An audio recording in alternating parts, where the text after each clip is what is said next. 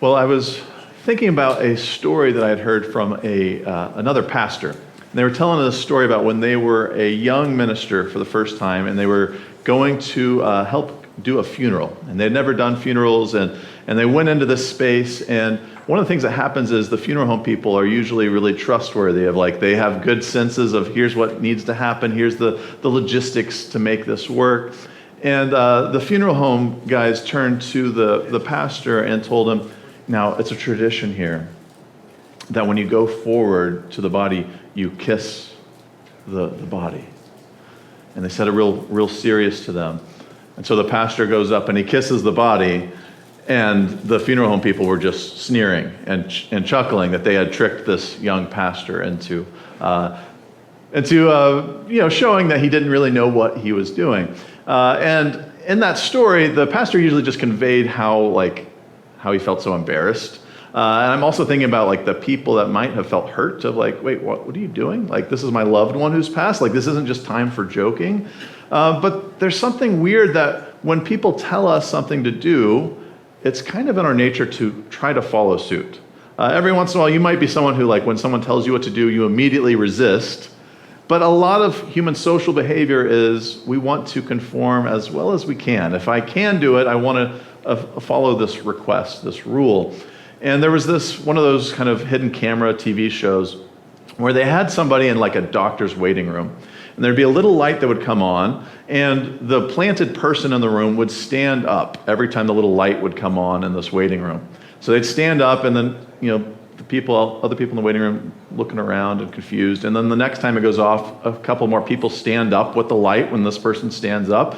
And before you know it, the whole room is standing up every single time the light goes off. And the experiment goes on because the person that was the plant in the room has been called into the doctor's office, and they leave, the light goes off, and yet everybody in the room still stands up. And nobody knows why. We're just following what we feel like we're supposed to do. And there's something in us that wants to follow rules, and today's text is going to invite us to push against this inclination in us. So I want to read for us Exodus 1, verses 8 through 21. Now a new king arose over Egypt who did not know Joseph. He said to his people, "Look, the Israelite people are more numerous and more powerful than we. Come, let us deal shrewdly with them, or they will increase, and in the event of war, join our enemies and fight against us and escape from the land." Therefore, they set taskmasters over them to oppress with forced labor. They built supply cities in Pithom and Ramses for Pharaoh. But the more they were oppressed, the more they multiplied and spread, so that the Egyptians came to dread the Israelites. And the Egyptians became ruthless in imposing tasks on the Israelites and made their lives bitter with hard service in mortar and brick and in every kind of field labor. They were ruthless in all the tasks that they had imposed on them.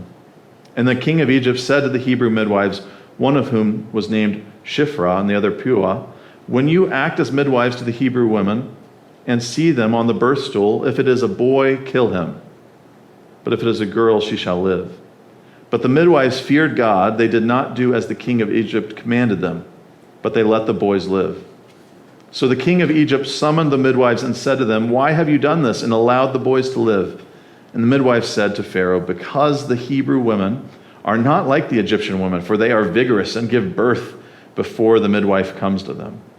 And so God dealt well with the midwives, and the people multiplied and became very strong.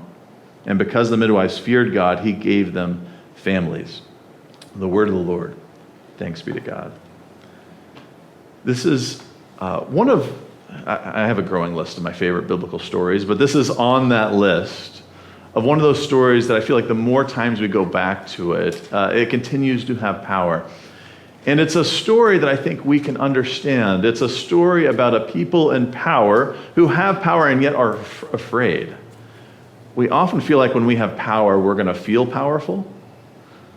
But the people in the story with all of the power feel afraid of the people without power because they know they're not treating them right. And there's a little thing that's going off in your head saying, I know that I'm not treating them right, and at some point they're going to resent me, they're going to, have their revenge. And instead of being more compassionate and fixing the problem, let me make it worse. That'll definitely work. And so they try to be harsher and harsher, thinking that this will provide them with the safety and the peace, and they won't be anxious anymore. They won't be afraid. They will have the situation handled. And so the Egyptian Pharaoh feels like he can find his power in oppressing the Hebrew people. And so he commands the death of all of the boys in the story that are born. And this feels maybe like it's caricature, maybe like we are taking it to an extreme, and perhaps it is. But we also know what it is like when there are genocides in this world, when there are moments where people choose to be ruthless and to try to blot out those they're afraid of. And so in the story, Pharaoh commands all of the Hebrew boys to be killed. But the story doesn't go that way. It should be. Like, we lose this if you're used to the story. The Pharaoh, the representative of the gods in the Egyptian culture, the king of the land, decrees something should happen, and it doesn't happen in the story. People keep standing up to the Pharaoh of the story.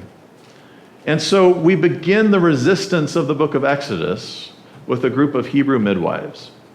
The grammar is a little ambiguous. It could be midwives to the Hebrews, and they don't have to be Hebrew. Their names seem to imply that they are Hebrew themselves. And so there is a minor Jewish tradition that perhaps they became converts to Judaism and took on Hebrew names. But for the most part, we can probably read these people to be Hebrew midwives that are Hebrew themselves. But these midwives are being tasked with an unthinkable rule.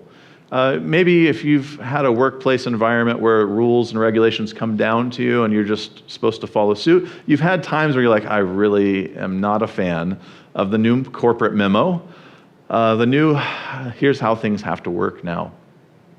And their command was something that they couldn't get behind. They're supposed to kill these boys that they are trying to bring into life, into joy, into possibility. And so when Pharaoh comes asking for, wait, why is my rules not working out? Let's go find the midwives. Hey, what is going on here? Do you know my command? Do you understand what I've told you to do? And the midwives say, what is either a lie or a deception? Well,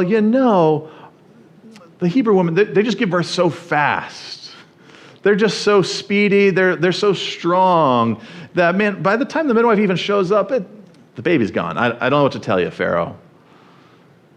And there's so much room for space in this of what the deception is. You could take a literal route of them telling exactly the truth, and God has just given magnificent, amazing pregnancy birth time to these women. I'm sure there's some other folks who would wish that for their own lives, that maybe this pregnancy could go a little faster. I don't want this labor to last so long. But maybe it wasn't actually that they were just literally giving birth so fast. Maybe the midwives are intentionally delaying showing up. I've been told I need to show up. Maybe I'm just going to slowly show up because I don't want to take part in this law that I've been given. So maybe they take the long route around town. But I'd like to think that the midwives want to help in the health of these babies, and they want to be there to deliver them. And so not just are they going to be slow to show up, but they did show up, and this is all a cover story. And they helped deliver the babies, but you know what, Pharaoh, I'm going to tell you, I wasn't there for it. I don't know what you're talking about. And it connects to moments in time where we are faced with the question, is it more important to be truthful or to save lives when we do these ethical calculations? The common one in our era is to ask things like, if there was a Nazi knocking on your door and you were helping protect a Jewish person trying to survive the Holocaust, would you say, yeah, I've got someone in my house? Or do you say, I don't know what you're talking about. Of course, I'm not the kind of person who would hide someone. When is lying and being deceptive the morally good thing to do? And that's what these midwives have to ask themselves if they're wanting to bring life in the story in the midst of injustice. And so I'm wondering whether we would be people with that kind of faith and confidence to not only care for the people in front of us and bring them to life, but also to be willing to stand up to a Pharaoh and still try to protect those people, and still put our own necks on the line? Because what if the Pharaoh did not believe them? And maybe they're the ones who are getting executed. It takes a lot to be someone to put your own neck out there for somebody else. And so would we be people who would resist Pharaoh in the face of laws to kill somebody else? And that seems really heightened, but when would we actually choose to love and to care for people instead of just following unjust laws? This question takes a harder turn to get us to the real faith question somebody actually asked us for today. The question that was submitted was, why did God allow the killing of innocent children in the Old Testament? Specifically, things like the book of Joshua or 1 Samuel 15, where God in the story is characterized as voicing the command, go into this town, kill all the men, women, children, and animals, wipe them out, decimate them, leave nothing. That becomes a harder question. I feel like most of us are championing, Exodus, we know how the story goes, let's stand up to Pharaoh. There's more tension to us of, do you believe Samuel when Samuel says, God, thus says the Lord, go kill those people, even the children? Letting the tension sit. Now, there's some people who would just take this at face value and say, yes, God did tell them, kill everybody. And who are we to question God's ways? That's what God wanted. And maybe they could say, but that was just then. God's moved on from that, thankfully, and God isn't going to ask that of you anymore. But I have to tell you, that line is not, that does not sit well with my soul. To imagine that the goodness of God is in the statement to kill the men, women, children. The early church did some things to get around this. They sat with the weight of those kinds of stories, and they said, certainly the literal at face value part of the story is not actually what matters in this story. And so they spiritualized it. They said, the story of the conquest of Canaan is not about a historical moment, it's about your spiritual life. Of you should clear out every little bit of sin or injustice or whatever might impurify your soul. Clear that all out. So they spiritualized it. But something that we struggle to say is maybe Samuel and Joshua misunderstood God. Maybe they misunderstood in that moment. Maybe they were mistaken. Maybe they were being tested and didn't understand. What do we do with when God is the one that we assume in the story is calling for death? There's a story that I love. If you've been to my office, I've got a little figure on my wall. It is from Guillermo del Toro's Pinocchio that came out on Netflix a year or so ago. And it is a little handcrafted from Italy Pinocchio. It's very dear to me, and in part because the story was so dear. Guillermo del Toro took the Pinocchio story, and he did a few things to make it a little bit different. First, he set the Pinocchio story in World War II is kind of on the horizon era fascist Italy. So he set it during the reign of fascists in Italy, and the world is seemingly being puppeted. That people are being told to go off to war, people are being told to mistreat people, to hunt people down. And so he made this movie in which every character is stop motion. So it's not just a puppet and real people, but everybody's stop motion. And in the story, Pinocchio is trying to learn how to be real and how to be alive. And like Guillermo del Toro likes to do in his movies, he makes the story about the virtue of disobedience. And we don't usually like that phrasing. We usually don't think disobedience is a virtue. But what happens when you live in a society that tells you to do wrong, to hate, to hurt?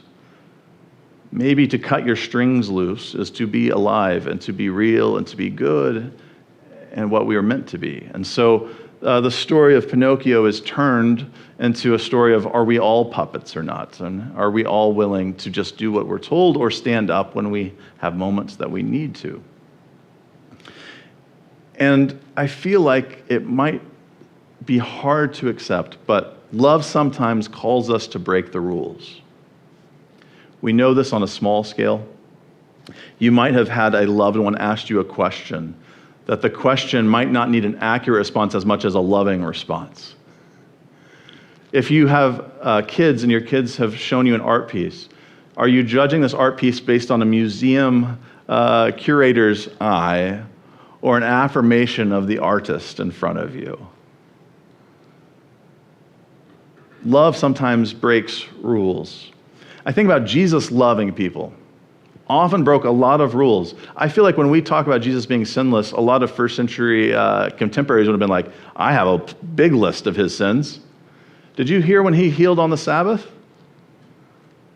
How dare he? You should wait. Let that person be sick another day.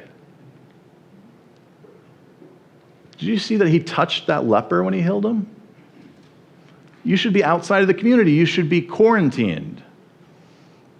But this person who was ostracized and kept aside and kept separate was brought in with Jesus' touch. Jesus' story is about saving people. Whatever the rules and the guidelines are, let them be gone. Jesus is going to love. He's going to help, the legion. This man's a Gentile. He's unclean. He's got all these demons. Why do you want to go heal and be around this guy? Stay away from him. But Jesus' love often made him cross boundaries that people were certain were right. And so I want to read us a little bit more in our story. Exodus 2, verses 1 and following says, Now a man from the house of Levi went and married a Levite woman, and that woman conceived and bore a son. And when she saw that he was a fine baby, I feel like that's a real common response. You look at the kid, that's the best baby. She hid him for 3 months. And when she could hide him no longer, she got a papyrus basket for him and plastered it with bitumen and pitch, and she put the child in it and placed it among the reeds on the bank of the river. His sister stood at a distance to see what would happen to him. And the daughter of Pharaoh came to bathe at the river. And while her attendants walked beside the river, she saw the basket among the reeds and sent her maid to bring it. When she opened it, she saw the child. He was crying, and she took pity on him. This must be one of the Hebrew children, she said. Then his sister said to Pharaoh's daughter, Shall I go and get you a nurse from the Hebrew women to nurse this child for you? And Pharaoh's daughter said to her, Yes. So the girl went and called the child's mother. Pharaoh's daughter said to her, Take this child and nurse it for me, and I will give you your wages. And so the woman took the child and nursed it. When the child grew up, she brought him to Pharaoh's daughter, and she took him as her son. And she named him Moses because, she said, I drew him out of the water. I love that Exodus 2 takes us from Hebrew midwives rebelling against an unlawful, unjust law to Pharaoh's own household rebelling against an unjust law. And I feel like so much of that story is about what it's like to be close to someone. That you can talk about policies, especially in our age where we can make digital communications, we can tweet, we can Facebook, Instagram things, we can write things out from afar, and we could talk about what it's like for people living in the midst of wars like in Ukraine, or people at our borders who are seeking refuge. But what is it to be close to someone? For Moses' mother, to hold your baby and say, I will hold on to this as long as I can. I know I can't hide you forever. You're going to get bigger, and I can't hide you any longer, but I want to hold you a little while. Just give me 3 months. Can I hold you a little longer? In that same love and care, when they release him down the water, hoping somebody might have mercy and pity, is met with the daughter of Pharaoh. And I should point out, daughter of Pharaoh sounds like she's an only child. Probably not. As this ancient world would have been, the Pharaoh probably had a bunch of marriages of different military alliances, probably had lots of families, and he probably wasn't the best dad, probably wasn't the best husband. He probably had a lot of daughters who might not have felt close, might not have felt an amazing family dynamic. But one of those daughters goes to bathe in the river with her attendants and sees a basket floating down the river. Say, hey, go get that basket. You might wonder, what might be in this basket? Like, I found something today. What did I find? What do I'm going to take an Instagram video. Hey, look what I found today in the river. And then you open it up and it's a baby. That was not what she was expecting that day. She did not go down to the river thinking, I'm going to save some people today. I'm going to be encountered by a dilemma today. But she shows up, they find out it's a baby. She opened it, she saw the child. The child was crying and she took pity on him. There's something really important about being people who have eyes open, ears open, to be able to have pity, to have love, compassion, empathy. I think it would have been easier if she kept her eyes closed, plugged her ears, said, hey, wait, push it down the river. Somebody else. Let somebody else deal with this. But she opened her eyes, she heard the babies crying, and she had pity. And there's no lying, no deception going on here, because I imagine she could have had a deception if she was telling her father this. She said, this must be one of the Hebrew children. If she was explaining herself to dad, probably not using that language. He must be one of the Hebrew children. And so the sister, which presumably is Moses' sister, who's been following at a distance, comes through with an idea. Shall I go and get you a nurse from the Hebrew woman to nurse this child for you? And she said, yes. And so the girl went and called the child's mother. And so Moses' mother is seen to be able to nurse and take care of and raise Moses in the story. But I think that there's something important that the Pharaoh's daughter still takes him on as a son. She allows the other people to raise him, but she's taking responsibility for this child. And it reminded me of, during the Holocaust, there were a lot of Christians in Eastern Europe who would give fake baptism slips to different Jewish people who were hiding because they needed some sort of evidence to survive the atrocities that were being done to them. They needed something as a lifeline. And so, again, this kind of deception for the sake of good and to love someone of, hey, as a church, what can I do for you? Can I do anything to help you survive? What if I can create some fake documents for you? Will that help you? And this Pharaoh's daughter is saying, you know what, you can be a part of my household. And I'll pay for someone else to take care of you.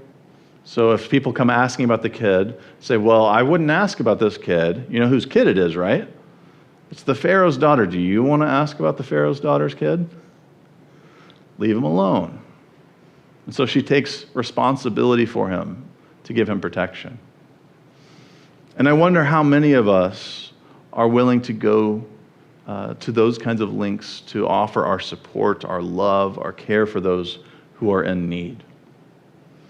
And so I think this text invites us to reflect on, when are we the Pharaoh of the story? I know none of us want to be that. So I have to ask it, so we at least have to wrestle with it for a moment. When are we the people who, out of fear, set up systems and rules and ways of being that brings pain and hurt to somebody else? And we don't really want to see it. We don't want to hear it. We want to keep it at an arm's distance. But when is the way that I say things should be affecting and hurting somebody else? And am I willing to realize that? Am I willing to look at my fear and try to trust and peace and goodness and hope And I think about for Samuel and Joshua as people who was their fear of their neighbors that's at play when they are trying to conquest through Canaan and completely decimate their enemies, of what's at play for them to think that God is calling them to such utter destruction.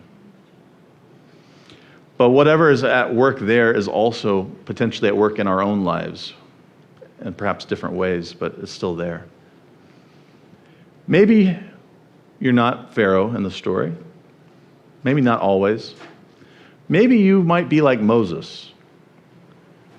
How has other people in your life rescued you from waters, rescued you from pharaohs, rescued you from systems that are harming and hurting and shaming you? And shouldn't it bring such compassion out of you? Shouldn't it bring such kindness, such love, such abundant joy that in the midst of a harsh world, somebody took pity on us, took compassion, spent time on us, spoke words of affirmation over us, spent time that could have been used for themselves, used for others, but loved us? Who are those people in your life? It might be meaningful to be mindful of who is the Pharaoh's daughter in your life that has rescued you out of the river. And when you are rescued out of the river, what are you going to do with it? The next story in Exodus is Moses killing someone who was mistreating a Hebrew. And he has to flee, and he goes to a well. The kid kind of raised coming out of the water is going to have to go find a little tiny well in the desert, running out of fear. But do we respond with the violence that has been done to us and we just return it, or do we turn it into compassion, into something better? Maybe in this story, you are a midwife, you are tangential to someone who's being mistreated, who's being talked down upon. Maybe you what it's like to hear when people are belittling somebody that you care about, and they're just talking down about them. Are you willing to provide some level of support and care and protection? Are you willing to do some things to support those around you that are being mistreated? And even more than the midwives, are you willing to do that for people who aren't even in your tribe? It's a little bit harder for us to risk our own selves for people that don't feel like they're our responsibility. They're the neighbor, the person on the outside. But is that just the way we live life, that we are always looking to figure out how we can be a part of love instead of hate and goodness instead of evil? And so this week, may we reflect on, when are we being told to do something that you would be completely understood for following through like everybody else, but when is there a moment you say, no, you know what, I know the policy is this, but I want to do this because I care about this person. I have to step out because love is calling me out. And so, that's not to say that there's not rules that are good and valuable and life-giving, but every once in a while, we have to be able to have eyes to see that maybe this rule, maybe this policy is not helping. Maybe it's hurting. And what will we do when that moment comes? And so today, may we be reminded of Jesus' love for us, that he loved us even when we were on the outside, even when we were not a part of God's family, even when we were enemies. He loved us, cared for us, was faithful to the cross. He was willing to be considered a criminal, to be put up on a cross, to be considered a traitor. May we follow in faithfulness like he did. Would you pray with me? Lord God, we just ask that you might breathe your love into each of us, that you might breathe your love into our minds as we think about the world around us, the people around us, what you're calling us to. May our imaginations be fresh with love. Lord, breathe your life and your love into our hearts. Make us compassionate and caring the way that you care for this world. Lord, breathe your love into our hands and feet. Let us not just think about love and think about goodness, but live it out. May we be known by that love. Lord, I just ask that you would help love to cover over us today, that for whoever feels disconnected, feels alone, that they might feel the love of your embrace. For whoever feels like they have too much shame, too much guilt, that they just are too far gone, that you might just show your love with that open embrace, that there's a new tomorrow. Lord, let your love rule over us. It's in your name, Jesus, that we pray. Amen.